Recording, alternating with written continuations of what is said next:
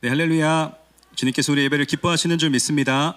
이제 하나님 말씀 받길 원합니다. 이 시간 다 함께 일어나서 주신 본문 말씀을 함께 교독하면 좋겠습니다.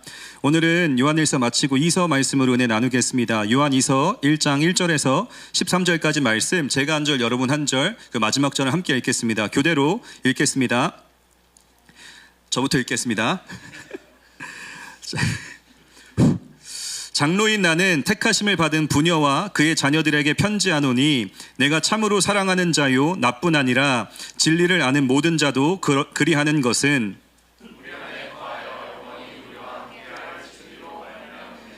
은혜와 긍휼과 평강이 하나님 아버지와 아버지 아들 예수 그리스도께로부터 진리와 사랑 가운데서 우리와 함께 있으리라.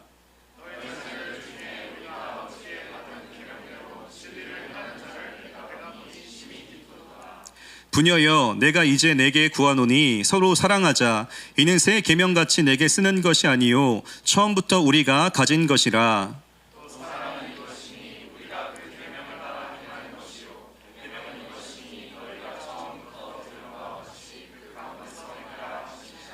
미혹하는 자가 세상에 많이 왔나니 이는 예수 그리스도께서 육체로 오심을 부인하는 자라. 이런 자가 미혹하는 자요 적그리스도니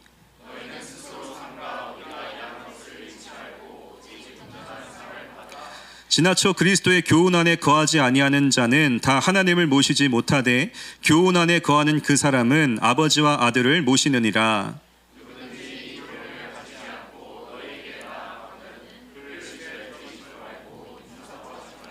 그에게 인사하는 자는 그 악한 일에 참여하는 자임이라.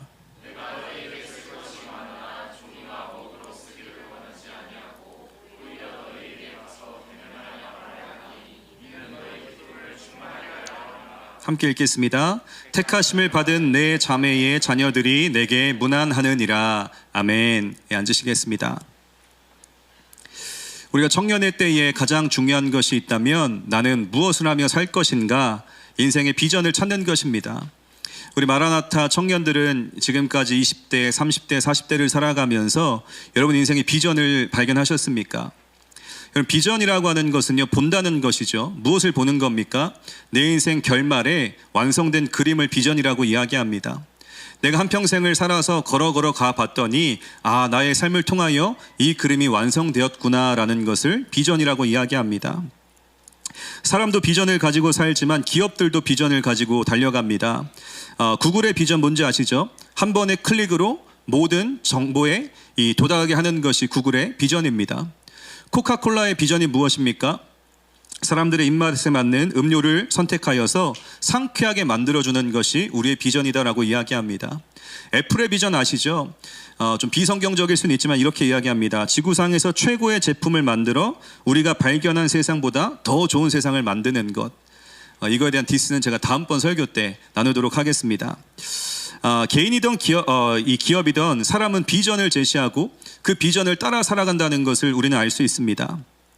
청년의 때에 많은 것을 누려도 인생이 행복하지 않은 이유는 그 완성될 그림, 비전을 발견하지 못했기 때문입니다. 반대로 조금 부족하고 연약하고 앞이 보이지 않는 캄캄한 현실을 마주한다 할지라도 우리가 그래도 용기를 갖고 달려갈 수 있는 이유가 있다면 하나님이 나에게 보여주신 그 비전, 나의 인생의 끝날에 완성될 그 그림을 보고 달려가는 것이기 때문에 당장은 이 그림이 그려져 있지 않아도 한 걸음 한 걸음 용기를 내어 나갈 수 있는 힘이 비전에서부터 오는 것입니다.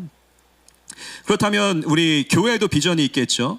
어제 여기서 선교팀 모임에 62명의 우리 교회 성도들이 함께 모여 이제 가나를 향하여 또 프레스노를 향하여 알래스카를 향하여 캠퍼스를 향해 나가겠다고 이야기하였습니다. 그렇다면 우리 뉴송교회 비전은 무엇인가? 어제도 너무 많은 분들이 당황해하면서 이제 눈빛을 이제 바라보지 못했는데 우리 마라나타는 우리 뉴송교회 비전 아십니까? 저만 뉴송교회인가요? 우리 뉴송교회의 비전은 온 세대가 하나 되어 그리스도의 복음을 미주와 열방 가운데 전파하는 것이 우리의 비전입니다. 그래서 하나님이 이 비전이 있기 때문에 우리 교회에 드림도 주시고 키트도 주시고 플라이, 우리 교회에 이 영아부, 유아부, 우리 청소년들, 청년들 영어권 지체들을 많이 주신 이유는 이 비전이 있기 때문입니다. 온 세대가 하나 되어서 이 미국 땅과 열방 가운데에 그리스도의 복음을 선포하고 하나님 나라를 완성하라고 하는 비전을 주셨기 때문에 하나님께서 우리 교회에 그 많은 다음 세대를 주신 것입니다. 그렇다면 이 비전을 품고 살아가는 것 중요하다는 것이죠. 여러분은 여러분 인생의 비전이 무엇이며 하나님이 나를 통하여 인생 마지막 날에 완성될 그림은 무엇인지 한번 오늘 성경 말씀을 통하여서 점검해보는 시간을 가졌으면 좋겠습니다. 근데 이 습성은요, 이 비전을 바라보고 달려가는 습성은 우리 스스로 만들어낸 것이 아니라 우리의 창조주이신 하나님의 습성입니다. 우리 하나님은 꿈을 꾸십니다. 우리 하나님은 비전을 품으십니다. 그냥 아무 계획 없이 마음대로 일하시는 분이 아니라 완성될 그림을 먼저 그리시고 그 그림을 위하여 한 걸음 한 걸음 전진해 나가는 것이 하나님의 방법입니다.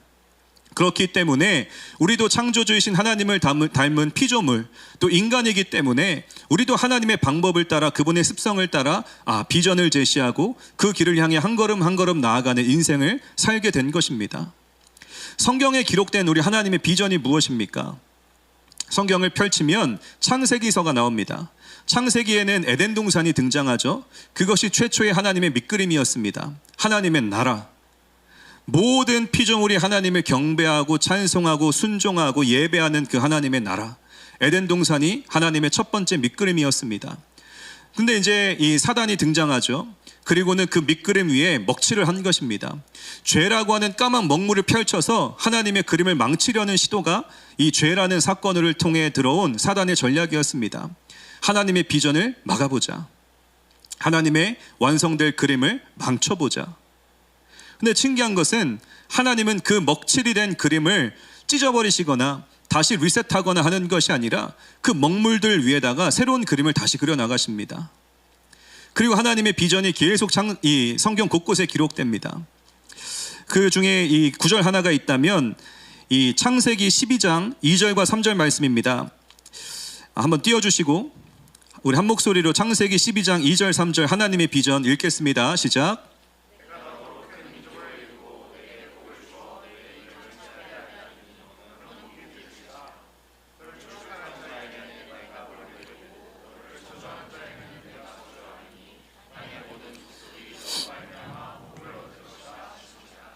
다시 정리합니다. 하나님의 에덴 동산이라는 그림, 비전의 그림을 그리셨습니다. 근데 죄로 인하여 사단이 먹칠을 한 것이죠. 근데 하나님은 그 검은 점들을 다시 이어가면서 그림을 그리십니다. 그리고 말씀하신 것이 이 비전입니다. 내가 큰 민족을 이루고 그 민족을 통하여 복되게 할 것이다. 여기서 복의 근원은 하나님 자체를 이야기합니다. 무슨 뜻입니까? 모든 민족이 나를 다시 바라보게 할 거다. 나를 얻게 할 것이다. 죄로 인하여 잃어버린 하나님과의 관계를 회복하고 내가 모든 민족을 다시 살릴 것이다 라고 하는 새로운 차원의 비전을 제시하신 것입니다. 이 말씀을 근거로 성경은 진행됩니다. 인간이 계속해서 죄를 짓고 타락해도 하나님의 비전은 전진합니다. 그리고 나서 성경의 마지막 책인 요한계시록 7장 9절과 10절 말씀을 보면 그 그림이 어떻게 완성되는지가 그려져 있습니다. 아직 우리가 다 이루지는 못하였지만 하나님께서 결국에는 완성하실 그림이 계시록 7장 9절 10절 말씀입니다. 이 말씀도 한 번만 저희가 다 함께 읽었으면 좋겠습니다. 계시록 7장 9절 10절 읽겠습니다. 시작.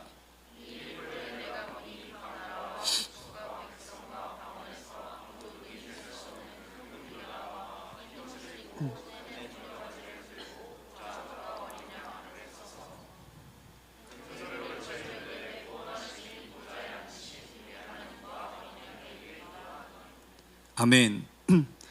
창세기 12장 아브라함에게 주셨던 비전, 내가 모든 민족을 복되게 할 것이다. 모든 민족에게 하나님 자신을 주실 것이다 라고 말씀하셨습니다. 그리고 성경의 마지막 책인 요한계시록에서 기록된 하나님 나라의 이 비전의 완성, 각 나라와 족속과 백성과 방언이 능히 셀 수 없는 큰 무리가 나와 흰옷을 입고 종려가지를 들고 주님의 보좌 앞에서 찬양하는 예배하는 그림을 내가 완성할 것이다. 그리고는 이 그림을 최후의 그림을 완성하시기 위하여 주신 명령이 바로 지상대명령입니다. 예수님께서 십자가에 달려 죽으시고 부활하신 후에 제자들에게 남기신 마지막 유언, 너희는 모든 민족으로 가서 아버지와 아들과 성령의 이름으로 세례를 주고 내가 너에게 가르쳐 이 분부한 모든 것을 가르쳐 지키게 하라. 볼지어다 내가 세상 끝날까지 너희와 항상 함께 있으리라 하셨습니다. 하나님의 비전이 무엇입니까? 아브라함에게 주셨던 모든 민족이 복되게 하는 비전, 예수님의 유언, 모든 민족을 제자 삼는 비전, 이 모든 것을 통하여 이루어질 장차의 그림은 무엇입니까? 요한계시록 7장 9절과 10절 말씀, 각 나라 족속 백성 방언이 다 나와 주님을 예배하는 그 하나님의 나라의 완성이 하나님의 비전입니다. 성경은 분명하게 하나님의 비전을 제시합니다. 그렇다면 창조해 주신 하나님의 비전이 그것이라면 하나님의 형상을 가진 하나님의 자녀인 우리의 비전은 무엇이 되어야겠습니까?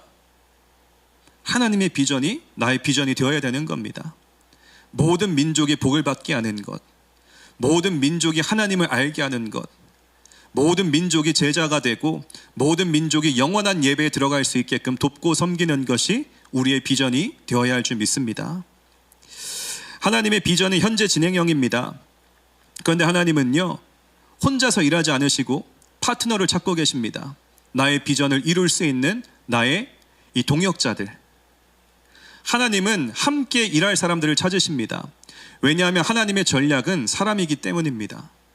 더 정확하게 이야기하면 하나님의 전략은 교회를 통하여 일하시는 겁니다. 하나님께서 하나님의 비전을 완성하시는 데에 가장 빠르고 쉽게 일할 수 있는 방법은 무엇일까요? 우리를 껴주지 않는 겁니다. 하나님이 그냥 혼자 하시면 가장 편합니다. 근데 하나님은 굳이 우리에게 함께 하자.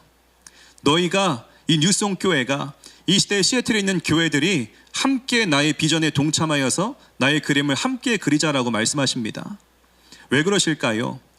불편하지 않습니까? 혼자 하시면 더 편하고 빨리 할 수 있는데 왜 연약하고 잘 말도 듣지 않은 저희를 선택하셔서 함께 하자고 이야기하실까요? 저희 첫째 아이니가 이제 한 5살쯤 되었을 때 남자아이다 보니까 이 자동차를 얼마나 좋아하는지 장난감을 사러 가도 다 자동차를 살고, 이제 저희가 그때 이제 혼다 시빅이라는 차를 처음 샀습니다. 차가 얼마나 이제 새 차니까 기분이 좋던지. 근데 아이도 이제 궁금한 거죠. 아빠가 차를 좋아하니까. 테스트. 할렐루야. 들리시나요? 안 들리나요? 죄송합니다. 네. 다시 혼다 시빅. 네, 혼다 시빅을 샀습니다. 근데 이제 아이니가 이야기하는 거죠. 나도 해볼래. 핸들도 잡아보고 이 기어 넣는 것도 해보겠다고 이야기합니다. 이제 주차장에 들어가서는 이제 뒤로만 가면 되니까, 그러면 이제 아이니 카시트에서 빼줘서 제 옆좌석에 앉히고 아이니에게 기어를 만져볼 수 있게 해줍니다. 제가 비록 하지만 이 핸들을 같이 만져볼 수 있게끔 기회를 줍니다. 제가 혼자 운전하면 가장 편하죠. 5살짜리 아이를 제 무릎에 앉혀서 핸들을 만지게 해주고 기어를 넣게 해주는 것은 불편한 일입니다. 그럼에도 제가 이 아이에게 이 기회를 주는 이유는 무엇입니까? 내 아들이니까, 내가 사랑하니까, 이 아이가 행복해하는 일을 함께 해주고 싶으니까 불편하지만 아이를 무릎에 앉히고 이 주차하는 일에 이 아이에게 동참케 하는 기회를 주는 겁니다. 다시요, 하나님이 혼자 일하시면 가장 편한데 그 하나님 나라 비전의 완성을 위하여 교회들을, 우리들을 부르시는 이유는 무엇입니까? 우리를 사랑하기 때문에, 우리가 하나님의 자녀이기 때문에, 하나님의 사랑이 우리와 함께하고 있기 때문입니다. 우리가 없으면 가장 편하실 하나님이 굳이 우리를 선택하시고 우리 교회를 통하여, 우리 청년 세대를 통하여 함께 하겠다라는 기회를 주고 있습니다. 다른 이유가 아니라 그분이 우리를 너무나 사랑하시기 때문이다라는 것을 기억해야 됩니다. 그래서 하나님은 예수님을 통하여 교회를 세우시고 이런 말씀을 하십니다. 내가 교회를 세울 텐데 그 교회는 음부의 권세가 이기지 못하는 교회가 될 거야. 하나님의 약속입니다. 무슨 뜻입니까? 이 교회 내가 반드시 지킨다. 이 교회 내가 무너지지 않게끔, 실패하지 않게끔, 썩어 문드러지지 않게끔, 음부의 권세가 이기지 못하게끔 내가 지킬 거야. 왜요? 교회가 하나님의 소망이고 하나님의 사랑이고 하나님이 함께 하시는 공동체이기 때문입니다. 이 시대 많은 교회들이 욕을 먹습니다. 잘못했으면 욕을 먹어야죠. 그러나 그럼에도 우리가 잊지 말아야 될 사실, 교회는 성경대로의 말씀을 회복하여서 바른 교회가 되어서 하나님 비전에 동참하고 그분의 사랑이 우리라는 사실을 기억하여 순결하게 정결하게 또 주님 말씀에 순종하여 교회다운 교회가 이 시대에 필요하다. 회복되어져야 된다. 누가 먼저 시작되어야 되는가? 이 말씀을 듣고 깨우침이 있는 사람들. 이 말씀을 우리 공동체 가운데 주신 이유는 우리가 그런 교회가 되어야 되기 때문에 하나님께서 이 말씀을 우리에게 주셨고 하나님은 지금도 교회다운 교회, 성경다운 교회, 순종하는 교회, 거룩하고 순결한 교회를 찾고 계시는 줄 믿습니다. 이 말씀을 통해 우리가 반응하고 싶은 것이 있다면 주님 내가 교회입니다. 내가 당신의 전략이고 내가 당신의 자녀이니 나를 통하여 하나님의 꿈과 비전이 성취될 수 있게끔 나를 우리 공동체를 사용하여 주십시오. 간구할 때 주님께서 반드시 그런 은혜와 영광을 허락하여 주실 줄 믿습니다. 오늘 함께 읽었던 요한 2서 말씀을 보시면 저희가 요한 1서 말씀을 약 한 2달 동안 이제 잘 마쳤습니다. 저자는 같습니다. 사도 요한이 요한 복음도 쓰고 요한 1서, 2서, 3서도 쓰고 계시록 말씀도 사도 요한이 쓴 것입니다. 사도 요한이 요한 1서를 마칠 때 나이가 약 100세쯤이 돼가는 시점입니다. 요한 2서도 마찬가지입니다. 이제는 세상을 떠날 날이 얼마 남지 않은 사도 요한이 자신의 다음 세대 믿는 교회들을 향하여 어떤 영적 지침서를 주기 위하여 이 요한 1서, 2서, 3서 편지를 기록한 것입니다. 요한 1서 말씀의 핵심은 이것이었죠. 서로 사랑해라. 서로 사랑해라. 그리고 세상을 이겨라. 이것은 이론에 대한 가르침이었습니다. 이 땅에 너희가 교회로 세워졌다면 사랑하는 법을 알아야 된다. 그리고 영적 전쟁에 승리하는 공동체가 되어야 된다. 이론적인 가르침을 1서를 통해 주었습니다. 그리고 요한 2서는 어떤 이제 순종에 대한 어떤 우리의 이 행동에 대한 지침입니다. 실천에 대한 주제를 다루고 있는 것이 요한 2서입니다. 그래서 오늘 본문의 4절 말씀을 보시면 진리를 행하는 자를 보니 심히 기쁘도다. 또 6절 말씀을 보아도 그 계명을 따라 행하는 것이요 그 가운데서 행하라 하심이라. 무슨 뜻인가 하면 요한 2서는 실천에 대한 책입니다. 너희가 책상에 앉아 요한 1서 말씀을 통하여 사랑하는 법을 또 승리하는 법을 배웠다면 이제는 일어나라. 그리고 나가서 순종하고 실천하고 살아내라. 이런 말씀을 주시는 것이 바로 2서의 말씀입니다. 여러분 우리가요 성경 공부를 많이 배우는 것 중요합니다. 그런데 머리만 키우고 우리의 발이 움직이지 않고 손이 움직이지 않고 그냥 지식만 채우고 있다면 우리는 바리새인들과 다를 바가 없습니다. 제자들도 부족하였지만 그럼에도 그들에게는 움직이는 발과 손이 있었기 때문에 결국에는 거듭나고 새롭게 되고 은혜를 입고 능력을 받아 참된 제자가 될 수 있었습니다. 이 시대의 교회들도 마찬가지입니다. 우리가 공부를 많이 하는 것 중요하지만 그걸로는 이 완성된 교회를 할 수 없습니다. 주님께서 우리에게 이론을 가르치셨다면 이제는 실천할 수 있는 순종할 수 있는 이 기회가 우리에게 부어져야 할 줄 믿습니다. 사도 요한은 100년 가까이 살면서 마지막 미션입니다. 건강한 교회를 세우는 것 가르쳤고 이제는 실천을 요구하면서 이제는 너희의 차례이다. 나는 곧 주님 품으로 돌아가지만 나의 다음 세대인 교회들이여 이 말씀에 순종하라 라는 메시지를 우리에게 주고 있습니다. 오늘 이 요한이서 말씀을 통하여서 우리가 이 시대에 건강한 교회 공동체로 세워져 나갈 수 있는 비결은 무엇인지 세 가지 은혜 함께 나누고 결단하고 기도하는 시간 갖도록 하겠습니다. 첫 번째로 우리가 이 시대에 건강한 교회가 되기 위해서는 친밀감이 회복되어야 됩니다. 교회는 친밀한 공동체입니다. 근거는 1절 말씀에 있는데 우리 1절 말씀 우리 한 목소리로 읽겠습니다. 시작.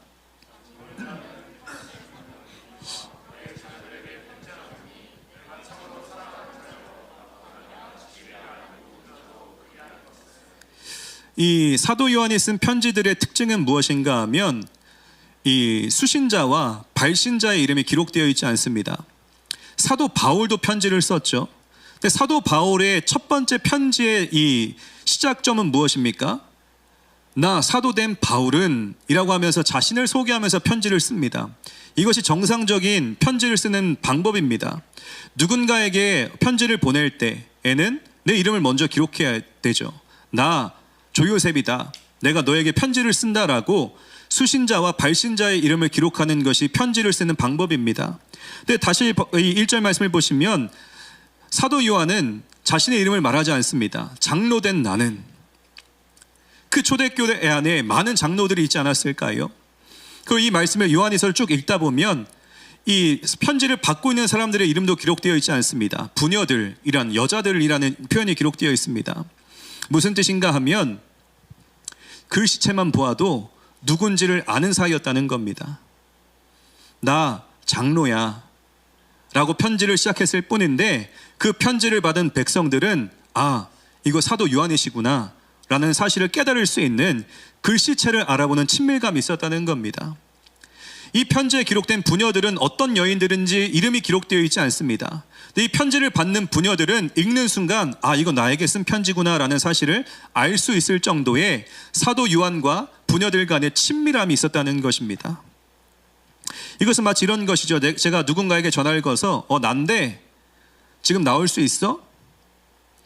그러면 알아듣는 사람도 있겠고 알아듣지 못하는 사람도 있겠죠. 저희 아내가 제 전화를 받으면 난데 지금 나와줄 수 있겠어? 하면 저희 아내는 제 목소리를 알아들을 겁니다.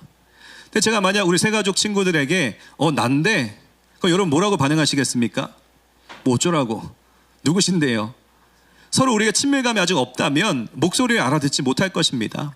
나 지금 이 본문에 기록된 장로와 부녀들은 서로 이름도 말하지 않아도 알아들을 수 있는 가까운 친밀함이 있었다라는 것입니다. 교회는요, 그러한 공동체가 되어야 됩니다. 눈빛만 보아도 통하는 관계.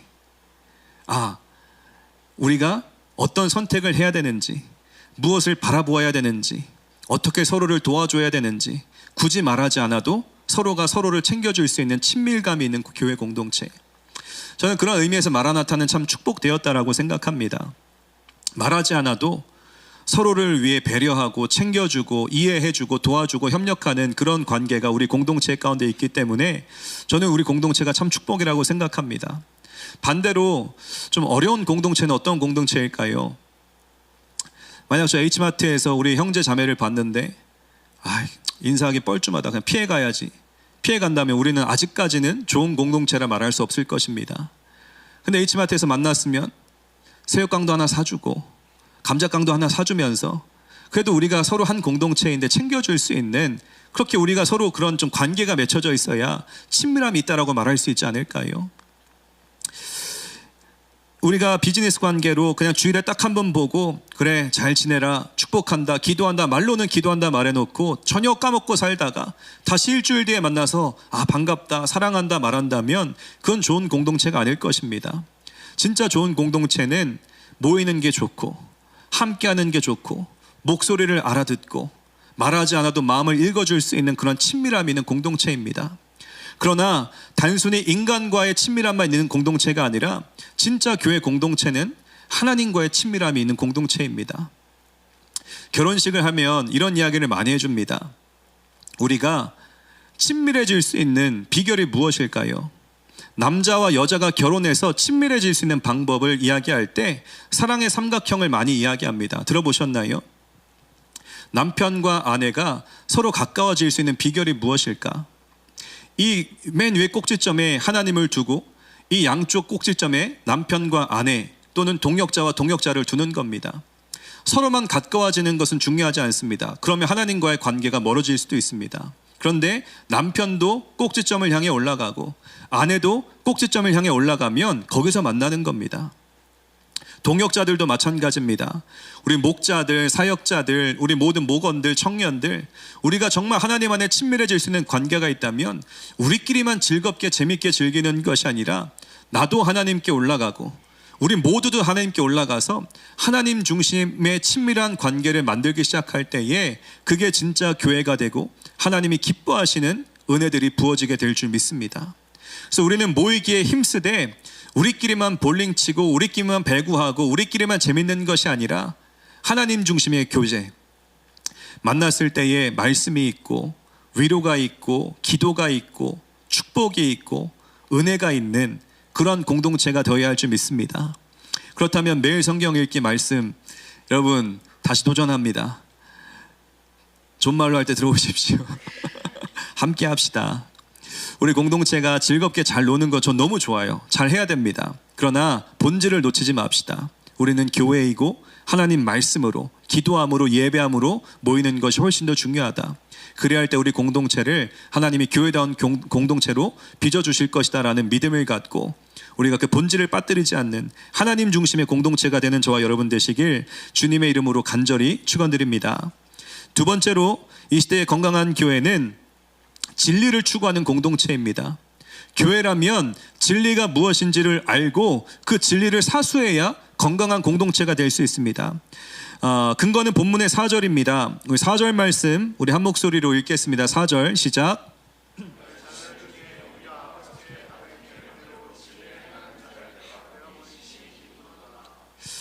이 요한일 2서 말씀은 성경에서 가장 짧은 책 중에 하나이죠. 2서와 3서 단 한 장밖에 없는 책들입니다. 근데 요한 2서 말씀을 보면 4번씩이나 반복되는 두 단어가 있는데 그것은 바로 사랑과 진리입니다. 사랑과 진리. 4번씩이나 진리를 말하고 4번씩이나 사랑을 이야기합니다. 그래서 이 요한 2서의 핵심 단어는 사랑과 진리입니다. 사랑은 우리가 이 요한일서 말씀을 나눌 때 귀가 아프도록 많이 나누었기 때문에 오늘은 진리에 대한 집중을 해보면 좋겠는데, 여러분 진리가 무엇입니까? 진리. 교회가 진리를 많이 이야기합니다. The truth. 진리. 많이 듣기는 했는데 개념화가 되어 있지 않습니다. 진리가 필요하고 좋은 것이라는 것은 알겠는데 그 진리가 뭐지? 설명을 해보라고 하면 잘 대답하지 못하는 것이 우리의 상태일 것입니다. 그냥 성경 말씀 다 빼고 사전적 의미로 진리는 이것입니다. 진리는 확실하게 맞아떨어지는 것을 진리라고 이야기합니다. 확실한 것. 진리는 여기도 있고 저기도 있는 것이 아니라 유일한 것입니다. 진리. 진리는 오직 하나여야 됩니다. 그리고 그 진리는 최고의 가치를 지녀야 진리라고 할 수 있습니다. 다시요. 진리는 확실하게 맞아떨어지는 것. 가장 확실한 것이 진리입니다. 그리고 진리는 여기도 있고 저기도 있는 것이 아니라 유일성을 가진 것이 진리입니다. 그리고 그 진리는 최고의 가치를 지녀야 진리라고 할 수 있습니다. 성경 말씀은 그 진리를 예수 그리스도라고 소개하고 있습니다. 내가 곧 길이요 진리요 생명이니, 그분은 바로 예수님이시죠. 예수님은 누구십니까? 예수님은 확실하신 분이십니다. 예수님은 여기도 있고 저기도 있는 것이 아니라 유일성을 가진 분이십니다. 그리고 그 예수님은 최고의 가치를 가진 분이십니다. 이것이 바로 우리가 추구하는 진리가 되어야 됩니다. 그 진리를 가진 사람들은 그 진리의 계명을 지킨다. 그 진리를 사수하기 위하여서 자신의 삶을 헌신한다라고 이야기하고 있습니다. 왜냐하면 그 진리보다 더 좋은 것이 없기 때문입니다. 만약 여러분 인생에 예수 그리스도보다 더 좋은 진리를 발견하였다면 저에게도 소개해 주십시오. 그럼 저 예수님 버리고 그거 따라갑니다. 그러나 아직까지는 저도 여러분도 예수님보다 좋은 진리를 발견하지 못하였기 때문에 그분을 우리 인생의 최고의 가치로, 유일한 분으로 고백하며 따라가고 있는 거 아닙니까? 저는 장담합니다. 죽는 그날까지 예수 그리스도보다 더 좋은 진리를 발견할 수 없습니다. 그래서 우리는 이 청년의 때에 주님, 예수님이 내 인생의 진리이십니다. 예수님은 최고의 가치를 가지셨고 유일한 분이시며 정확한 확실한 분이시기 때문에 내 인생 예수님께 거는 거 아깝지 않습니다 라고 진리를 사수할 수 있는 저희가 되었으면 좋겠습니다. 그런데 이 사도 요한은 진리를 이야기하면서 이단에 대한 이야기를 합니다. 그러면서 11절 말씀을 보면 야, 이단하고는 인사도 하지 마라 라고 이야기합니다. 이단, 여러분 주변에 이단들이 있으신가요? 이단들은 전도의 대상입니까? 우리가 거부해야 되는 대상입니까? 착한 마음으로는 그들도 전도해야지라고 생각하지만 오늘 본문은 그들을 상종하지도 말고 인사도 섞지 말고 그들과 인사하는 순간, 그들과 관계를 맺는 순간 너도 그들에게 동참하는 자다라고 사도 요한은 강력하게 이야기하고 있습니다. 왜 그럴까요? 사도 요한은 화가 난 겁니다. 진리 되시는 예수 그리스도를 갖고 장난을 쳐? 진리는 하나인데 예수님 자리에 네가 앉아? 이건 내가 용납할 수 없다라는 굳은 의지입니다. 이단들이 왜 잘못됐습니까? 최고의 가치이신, 유일하신, 비교가 할 수 없는 그 예수님 자리에 감히 다른 것을 앉혀? 이것은 상종도 하지 마라, 인사도 섞지 말고 그들은 잘못된 것이다라고 강력한 메시지를 사도 요한이 주고 있습니다. 반대로 이야기하면 그만큼 예수님에 대하여 사도 요한은 진심이었다는 뜻입니다. 진리를 위하여서는 타협하지 않는, 예수님을 위해서는 타협하지 않는 강력한 믿음이 그에게 있었습니다. 이 시대에 많은 이 사람들이, 교회들이, 어떤 이 세상 사람들이 이 진리를 너무 가볍게 여기는 것은 아닌가 생각해 봅니다. 제가 늘 강조하는 것이 있지만 진리는 하나님의 말씀이고 예수의 복음입니다. 네, 그래서 우리는 눈에 보이지 않는 하나님을 어떻게 상대할 수 있는가? 말씀에 대한 태도가 곧 하나님에 대한 태도다라고 말씀을 드렸습니다. 우리가 정말 진리를 추구하는 공동체라면 하나님의 말씀이 우리 삶 가운데 들어와야 됩니다. 설교는 해석이죠. 설교를 듣는 것 중요합니다. 그런데 여러분, 오리지널을 내가 가질 수 있는데 굳이 우리는 왜 해석만 듣고 거기에 만족하는 상태로 살아가냐는 겁니다. 하나님이 나의 손에 진리를 주셨고 복음을 주셨고 그 영광을 우리에게 주셨는데 왜 우리는 기적적으로 그걸 덮어놓고 열지 않는, 그 축복을 왜 받지 않는 상태로 살아가냐는 도전을 여러분에게 주고 싶은 겁니다. 설교 듣는 게 나쁘다는 게 아닙니다. 그런데 어떻게 우리는 설교만 듣고 일주일을 연명하며 버티면서 겨우겨우 그런 상태로 살아갈 수 있냐는 것이죠. 복음을 생으로 먹고 말씀을 생으로 대하여서 그 말씀이 나의 것이 되고, 사람이 가르쳐주는 것도 중요하지만 성경 말씀 자체가 나를 교훈하고 가르쳐주는 은혜를 청년의 때에 반드시 경험해야 됩니다. 그런 의미에서 여러분 삶 가운데 성경책이 펼쳐지고 그 말씀에 대한 태도, 하나님에 대한 태도로 여겨서 그 말씀을 가까이 할 수 있는 진리를 사수하는 저와 여러분 되시길 주님의 이름으로 간절히 축원드립니다. 마지막 세 번째로 이 시대에 건강한 교회가 세워지기 위해서는 또 사랑입니다. 교회는 결국 사랑을 해야 교회입니다. 본문의 6절 말씀이 근거인데 우리 마지막으로 6절 한 목소리로 읽겠습니다. 시작.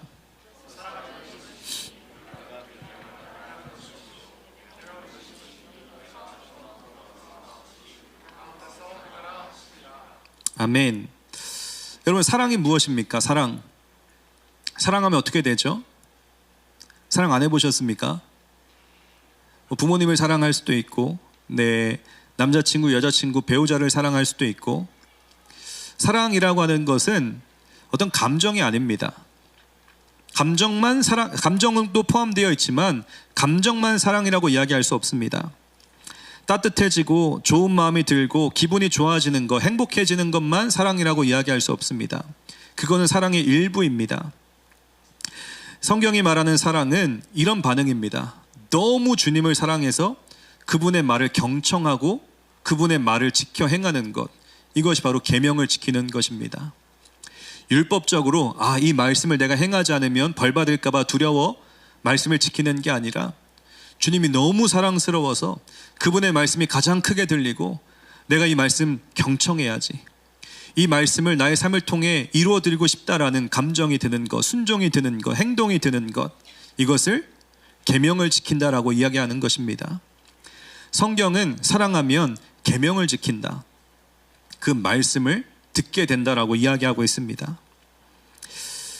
얼마 전에도 아내와 이런 이야기를 많이 했습니다. 16년째 지금 함께 살고 있는데 왜 사랑한다고 이야기하면서 이제 아내의 이제 울부짖음이죠. 왜 내 말을 듣지 않냐? 사랑한다며. 근데 왜 이렇게 내 말을 듣지 않냐? 내가 이거를 말해 주었으면 그래도 한 번 말했고 1년, 10년, 16년째 말하는데 왜 이게 들리지 않냐? 제가 혼난 거죠. 제가 혼난 건데, 그러면서 아내가 이야기하는 겁니다. 사랑한다며. 사랑하는데 어떻게 말이 들리지 않냐? 저는 그게 이 성경과도 일맥이 통한다고 생각합니다. 주님을 사랑한다 고백하는데 하나님 말씀을 듣지 않고 그 계명을 지키지 않고 있다면 정말 내가 사랑하는 건가? 찬양할 때 감정은 복받쳐서 마음은 뜨거워져서 사랑하는 것 같은데 그분의 계명이 나의 삶 가운데 실제화되고 있지 않다면 그 사랑은 진짜 사랑이 아니다라고 말할 수 있습니다. 여러분, 정말 주님을 사랑하면 그분의 말을 지켜드리고 싶은 그런 감동이 찾아옵니다. 그리고는 실천이 시작됩니다. 그래서 그때부터 교회들 안에 어떤 일들이 시작되는가? 저는 사역이라는 표현을 사용하고 싶습니다. 이게 진짜 사역입니다. 주님을 너무 사랑해서 주님, 나에게 주신 이 은사를 가지고 주님께 드리고 싶습니다 라는 사역. 제가 이 사랑을 사역으로 해석하면 아마 많은 신학자들이 너는 잘못 해석했다라고 말할 수 있지만, 왜냐하면 사역이 너무 많이 변질되었거든요. 그래서 사역자들이 이야기합니다. 사역만 한다고 주님 사랑하는 게 아니야. 근데 저는 발상의 전환을 가지고 주님을 진짜 사랑하면 진짜 사역이 이루어지게 됩니다. 여러분, 목자로 섬기는 것, 찬양팀, 미디어팀, 새가족팀, 어떤 중보기도 팀을 섬기고 하는 일들을 왜 하는 겁니까? 우리 교회에 어떤 스트럭처를 만들기 위하여, 그냥 내가 한 발 끼고 공동체에 유입되기 위하여.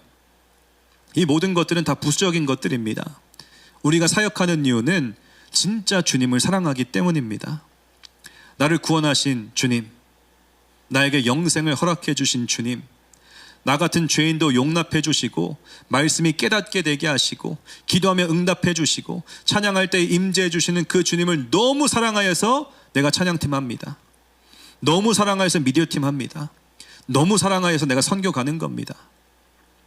저는 그 사랑의 반응이 사역이라고 생각합니다. 그래서 우리 공동체 가운데에는 바른 사역들이 일어나길 소망합니다. 왜냐하면 교회는 사역하는 공동체이기 때문입니다. 물론 사랑이 먼저입니다. 사랑하면 나오는 반응이 무엇인가? 계명을 지킨다라는 현실화된 단어는 저는 사역이라고 믿습니다. 사역만 한다고 주님 사랑하는 것은 아니지만 사랑하면 자연스럽게 우리 모두는 다 사역자가 되게 되어 있습니다. 바라기는 여러분이 정말 주님을 우리 마라나타 공동체 안에서 사랑하여서 조금씩 사역에 입문하기 시작하고 선교도 함께 가기 시작하고, 그걸 지켜서 내 어떤 믿음을 뽐내기 위해 하는 것이 아니라 주님을 사랑하기 때문에 가나를 향하여, 프레스노를 향하여, 알라스카로, 캠퍼스로 나아가 그 받은 사랑을 전해주고 올 수 있는 그런 믿음의 청년들이 되시기를 축복합니다. 물론 doing보다 being이 중요합니다. 그러나 우리가 계속 사랑만 받고 감정만 채우는 것은 건강한 공동체가 아닙니다.